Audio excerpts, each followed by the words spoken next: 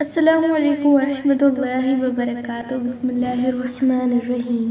बादशाह जॾहिं ख्वाब जो दानाई वारो ताबीर ॿुधो त चयो त उन यानी यूसुफ खे मूं वटि वठी अचो। पोइ जॾहिं हुन यानी यूसुफ वटि कासिद आयो त उन खे चयाईं त तूं पंहिंजे आका ॾे मोटी वञ ऐं खाइसि पुछ त उन्हनि औरतुनि जो छा हाल आहे जिन पंहिंजा हथ वढिया या कपिया हुआ। बेशक मुंहिंजो रब उन्हनि जे मकर ऐं फरेब खां खूब वाक़िफ़ आहे। बादशाह औरतुनि खां पुछियो त तव्हां औरतुनि जो छा मामिलो हो ऐं अव्हां ते छा वरियो वापरियो जॾहिं अव्हां यूसुफ खे पाण ॾांहुं मायल करण थे चाहियो।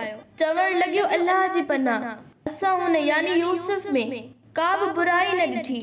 अज़ीज़ जी ज़ाल इहो ॿुधी चवण लॻी, हाय हाणे त सची ॻाल्हि ज़ाहिर थी पई, मोई खेसि वरगिलायो थिए ऐं हुन जो को बि कसूर न आहे ऐं बेशक हू सचनि मां आहे। यूसुफ चयो त मुंहिंजो इन ॻाल्हि ते इसरार रुगो उन्हीअ करे हो त जीअं हू यानी अज़ीज़ ॼाणे त वाकई मूं संदसि पर पुठ का बि ख़यानत न कई हुई ऐं पिण सभिनी माण्हुनि खे बि ख़बर पइजी वञे त बेशक अल्लाह कॾहिं बि दगाबाज़नि यानी मकारनि ऐं फरेब कंदड़नि जे मकर खे कामयाब थियण नथो ॾिए। यूसुफ इल्ज़ाम मां बाइज़त बरी थींदे चयो त मां को पाण खे पाक नथो चवां।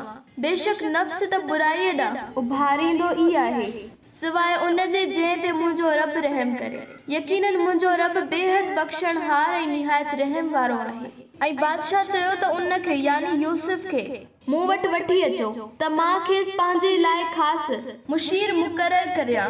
पोइ जॾहिं हुन यानी यूसुफ सां गुफ़्तगू कयाईं त खेसि चयाईं त बेशक तूं अॼु असां वटि मोतबर यानी मोज़िज़ ऐं अमानतदार आहीं।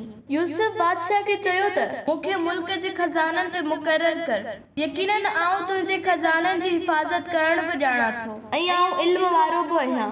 ऐं अहिड़ीअ तरह सां यूसुफ खे मुल्क यानी मिस्र में इक़्तिदार ॾिनोसूं। हू जिते चाहींदो हो उते रिहाइश इख्तियार कंदो हो, ॼण त हू बादशाह हो।